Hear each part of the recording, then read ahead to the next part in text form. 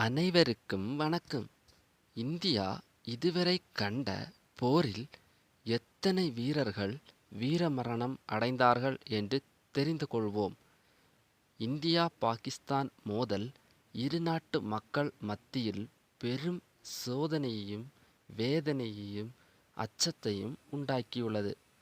தற்போது இந்த தாக்குதல் தற்காலிகமாக நடத்தப்பட்டிருந்தாலும் இந்தியா பாகிஸ்தான் மோதல் என்பது இன்று நேற்றல்ல, பாகிஸ்தான் நாடு உருவாகியது முதலே தொடங்கிவிட்டது. தீவிரவாதிகள் தாக்குதல், எல்லை பிரச்சினை உள்ளிட்ட பல்வேறு காரணங்களால் இந்தியாவிற்கும் பாகிஸ்தானுக்கும் சுதந்திரம் அடைந்தது முதலே மோதல் நடைபெற்று வந்துள்ளது. அப்போது எல்லாம் இந்தியாவிற்காக இந்திய இராணுவ வீரர்கள் தங்கள் உயிர்களை தியானம் செய்து இந்திய நாட்டை காப்பாற்றியுள்ளனர். பாகிஸ்தானுடனான மோதல் மட்டுமின்றி சீனாவுடனான போரின் போதும் இந்திய வீரர்கள் வீரமரணம் அடைந்தனர். இந்தியா பாகிஸ்தான் மோதலில் இதுவரை தாங்கள் உயிரை தியாகம் செய்த இந்திய வீரர்களின் எண்ணிக்கையை கீழே காணலாம். 1947-48 ஆண்டுகளில் நடந்த ஜம்மு காஷ்மீர் ஆபரேஷனில் 1104 இந்திய வீரர்கள் தங்கள் உயிரை தியாகம் செய்தனர். அந்த மோதலில் 3152 இந்திய வீரர்கள் காயம் அடைந்தனர். 1962 ஆண்டு இந்தியா சீனா போரின் போது 3250 இந்திய வீரர்கள் வீரமரணம் அடைந்தனர். அந்த போரில் 548 இந்திய வீரர்கள் காயமடைந்தனர். 1965 ஆண்டு இந்தியா பாகிஸ்தான் இடையே நடந்த போரில் 3264 இந்திய வீரர்கள் வீரமரணம் அடைந்தனர்.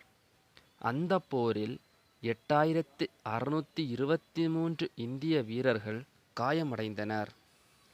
பாகிஸ்தானுடன் 1971 ஆண்டு மீண்டும் நடந்த போரில் இந்தியாவிற்காக 3843 வீரர்கள் வீரமரணம் அடைந்தனர். அந்த போரில் 9851 இந்திய வீரர்கள் காயமடைந்தனர்.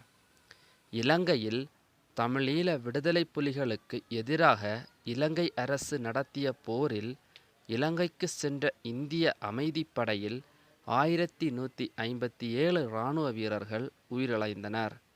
3009 வீரர்கள் காயமடைந்தனர்.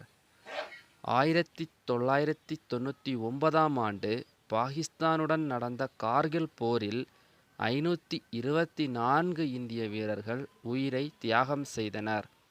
மொத்தம் 1363 வீரர்கள் காயமடைந்தனர். நாடு சுதந்திரம் பெற்றது முதல் இந்திய இராணுவம் நாட்டிற்காக நடத்திய போர்களில் மட்டும் மொத்தமாக 13,140 வீரர்கள் தங்கள் உயிரை தியாகம் செய்துள்ளனர். நாட்டிற்காக உயிர் நீத்த இந்திய வீரர்கள் முழு இராணுவ மரியாதையுடன் நல்லடக்கம் செய்யப்படுகின்றது. போரால் ஏற்படும் பாதிப்புகளையும் உயிரிழப்புகளையும் தவிர்ப்பதற்காகவே இருநாட்டு சண்டையின் போது பல நாடுகளும் சமரச பேச்சுவார்த்தையில் ஈடுபடுகின்றனர். நன்றி.